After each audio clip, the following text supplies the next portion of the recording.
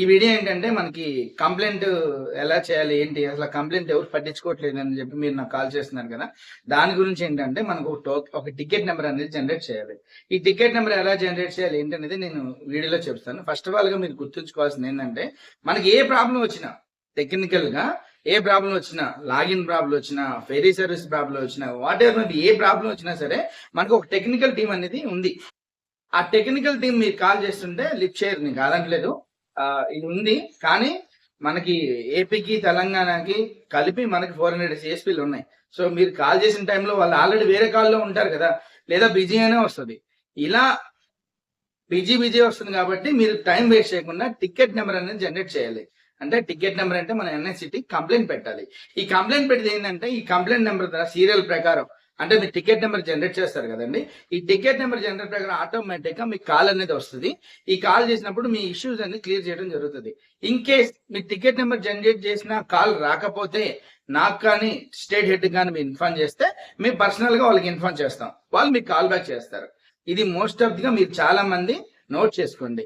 ఏ problem వచ్చినా సరే ముందు మనం టికెట్ నెంబర్ అనేది కంపల్సరీగా జనరేట్ చేస్తేనే మనకి ప్రాబ్లం అనేది సాల్వ్ అవుతుంది. ఫోన్ లిఫ్ట్ చేయట్లేదు సార్, ఇదంతా రొటేషన్. మీరు ఇంకెన్ని చెప్పినా సరే అనేది ఫస్ట్ ఆఫ్ ఆల్ గా మీరు గుర్తుంచుకోవాల్సింది ఏంటంటే ఏ టెక్నికల్ లెటర్ వచ్చినా సరే మనం టెక్నికల్ టీమే మనం కాల్ చేయాలంటే టికెట్ నెంబర్ అనేది మనం కంపల్సరీగా జనరేట్ చేయాలి. ఓకేనా?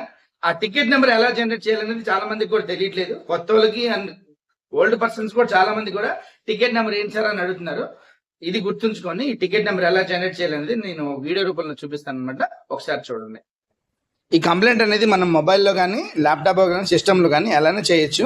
మీరు మొబైల్లో కూడా చేయొచ్చు, జస్ట్ గూగుల్లో లాగిన్ అయితే సరిపోతుంది. నేనైతే ల్యాప్టాప్ లో చేస్తున్నాను. మనకి సిస్టమ్ ఉంటుంది కాబట్టి ఆటోమేటిక్గా సిస్టంలోనే చేద్దాం. ఇక్కడ ఏంటంటే మన గూగుల్ ఎన్ఐసిటీ కంప్లైంట్ కొట్టింది, ఫస్ట్ ఏదైతే వస్తుంది గెస్ట్ కంప్లైంట్ అని వచ్చింది కదా, అక్కడ కొడితే సరిపోతుంది. ఇక్కడ చూసారు కదా, మనకి ఏంటంటే ఏ స్టేట్ వాళ్ళు ఆ స్టేట్ అనేది మనం ఇక్కడ సెలెక్ట్ చేసుకోవాలి. డివిజన్ వచ్చేసి మనం చూసే కొద్ది కనబడుతుంది, కొంచెం జూమ్ చేద్దాం. ఓకే, ఇక్కడ చూసారు కదా, ఆంధ్రప్రదేశ్ తీసుకోండి. ఇక్కడ కోస్టల్ ఆంధ్ర పెట్టుకోండి, ఆంధ్ర వాళ్ళు అయితే. అలానే ఏంటంటే ఇక్కడ మనం డిస్ట్రిక్ట్ సెలెక్ట్ చేసుకోండి. ఏ డిస్ట్రిక్ట్ అయితే ఆ డిస్ట్రిక్ట్ వాళ్ళు సెలెక్ట్ చేసుకోండి.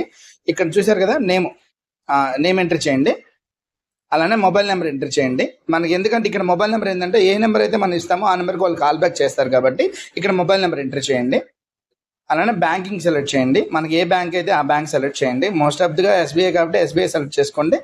ఏ కంప్లైంట్ అయినా సరే ఎవరైనా పెట్టుకోవచ్చు, బీఓబీ కానీ బీఓఎం కానీ ఎవరైనా పెట్టుకోవచ్చు అనమాట. మనకి ఇచ్చిన ఐడి అనేది ఇక్కడ ఎంటర్ చేయండి. ఇక్కడ ఏంటంటే మనకు ఏంటి ప్రాబ్లం అనేది మనం ఇక్కడ ఎంటర్ చేద్దాం. ఏ ప్రాబ్లం వస్తే ఆ ప్రాబ్లం అనేది మనం ఇక్కడ ఎంటర్ చేయండి. మీరు ఇక్కడ తెలుగులైనా పెట్టండి అండి, ఏం కాదు. ఇంగ్లీష్లోనే పెట్టాలని లేదు, చాలా మందికి ఇంగ్లీష్లో ఏం పెడతామని అనుకుంటున్నారు.